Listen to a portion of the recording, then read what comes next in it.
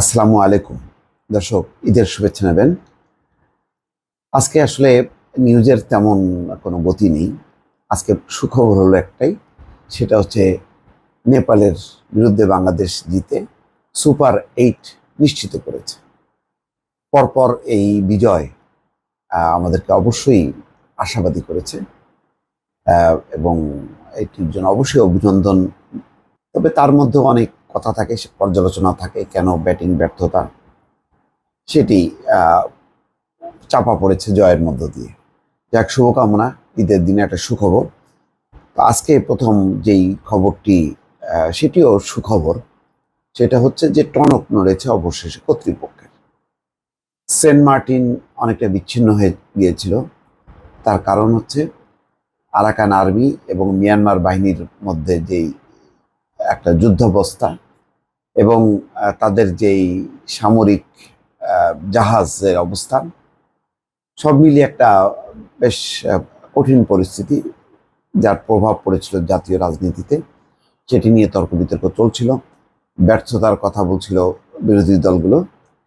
এখন যে খবরটি সামনে এসছে সেটি হচ্ছে সেন্ট মার্টিনে টহল দিচ্ছে নৌবাহিনী ও কোস্ট গার্ডের জাহাজ, গতিবিধি পর্যবেক্ষণ। ভালো, এটা যদি অনেক আগেই আমাদের জাহাজগুলো অবস্থান নিত তাহলে আমাদের মানুষ মানে সাহস পেত এবং তারা অনায়াসে সেন্ট মার্টিন আসা যাওয়া করতে পারতো। সেন্ট মার্টিন বাংলাদেশের অংশ, এটা নিয়ে কোনো বিতর্ক নেই। কিন্তু সেন্ট মার্টিনকে ঘিরে অনেক রহস্য আছে, অনেক আন্তর্জাতিক খেলা আছে বলে বিভিন্ন সময় আমরা শুনি। তো সেইগুলো চাপা পড়তো যদি আমাদের যোগাযোগটা স্মুথ থাকতো সেন্ট মার্টিনের সঙ্গে। সেন্ট মার্টিন দ্বীপের কাছে বাংলাদেশ নৌবাহিনী ও কোস্ট গার্ডের একাধিক জাহাজ অবস্থান নিয়ে মিয়ানমারের জাহাজের গতিবিধি পর্যবেক্ষণ ও টহল দিচ্ছে। রোববার আইএসপিআর এর এক সংবাদ বিজ্ঞপ্তিতে এই তথ্য জানানো হয়েছে। আইএসপিআর বলেছে, মিয়ানমারে চলমান অভ্যন্তরীণ সংঘর্ষের পরিপ্রেক্ষিতে মিয়ানমার সামরিক বাহিনী রাখাইন রাজ্য আরাকান আর্মির বিরুদ্ধে যৌথ অভিযান পরিচালনা করছে। মিয়ানমারের সামরিক বাহিনী এবং আরাকান আর্মির এই সংঘর্ষের কারণে নাফ নদী ও নদী সংলগ্ন মোহনা এলাকায় বাংলাদেশি বোটের উপর অনাকাঙ্ক্ষিত গুলিবর্ষণের ঘটনা ঘটে। এ বিষয়ে বাংলাদেশের পররাষ্ট্র মন্ত্রণালয় গভীর উদ্বেগ প্রকাশ করে 12 জন প্রতিবাদ জানিয়েছে। এরই ধারাবাহিকতায় মিয়ানমার নৌবাহিনী সেন্ট মার্টিন দ্বীপের অদূরে মিয়ানমারের সমুদ্র সীমায় এবং নাফ নদীর মিয়ানমার সীমানায় অবস্থান নিয়ে মিয়ানমারের দিকে আরাকান আর্মির অবস্থান লক্ষ্য করে গোলাবর্ষণ করছে। একই সঙ্গে আরাকান আর্মিও মিয়ানমার নৌবাহিনীর জাহাজ ও বোট লক্ষ্য করে গোলাবর্ষণ করছে। বর্তমান মিয়ানমার সীমান্তে মিয়ানমার নৌবাহিনী একাধিক যুদ্ধজাহাজ ওই অপারেশন পরিচালনা করছে।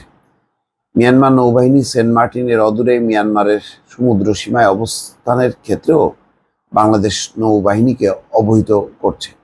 মিয়ানমারের অভ্যন্তরীণ সংঘর্ষটি মিয়ানমারের মূল ভূখণ্ড ও সংলগ্ন উপকূলীয় এলাকায় চলছে। সেন্ট মার্টিন দ্বীপের কাছে বাংলাদেশ নৌবাহিনী ও কোস্ট গার্ডের একাধিক জাহাজ মিয়ানমারের জাহাজের গতিবিধি পর্যবেক্ষণ সহ বাংলাদেশের সমুদ্র সীমা থেকে নিয়মিত টহল পরিচালনা করছে। মিয়ানমারের চলমান অভ্যন্তরীণ সংঘর্ষ সেন্ট মার্টিনের কাছে হওয়ায় এই সংঘর্ষকে কেন্দ্র করে সোশ্যাল মিডিয়ায় সেন্ট মার্টিনের নিরাপত্তা নিয়ে বিভিন্ন স্বার্থান্বেষী মহল গুজব ছড়াচ্ছে। সকলকে এই ধরনের গুজবে বিভ্রান্ত না হওয়ার জন্য অনুরোধ করা হয়েছে বিজ্ঞপ্তিতে। ভালো, এই অবস্থানটা আরো আগেই যদি নিয়ে প্রতিদিন যদি একটা আশাবাদী কথা প্রচার হতো, ভালো হতো, যে কোনো শঙ্কার কারণ নেই, এই যে বাংলাদেশের নৌবাহিনীর এবং কোস্ট গার্ডের একাধিক জাহাজ অবস্থান করছে, এটি হলে ভালো হতো। যাক, বিলম্ব হলেও এটা একটা সুখবর ধরা যায়। ভালো থাকবেন, আল্লাহ হাফেজ।